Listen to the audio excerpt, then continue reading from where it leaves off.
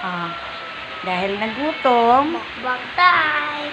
tapos ng paglinis ng bahay, time to eat na. Nag-prepare tayo ng kaunting pagkain.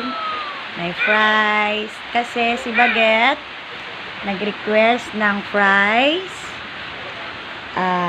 egg and sausage, ramen. Okay. Kain tayo, guys. Kain tayo. Gutom na ang akits. With watching TV. Yan. Hi, Anay. Langga. Hi. Hi. Yan ang makulit kong anak, si RJ. Oh, kain siya. Ayan, sarap.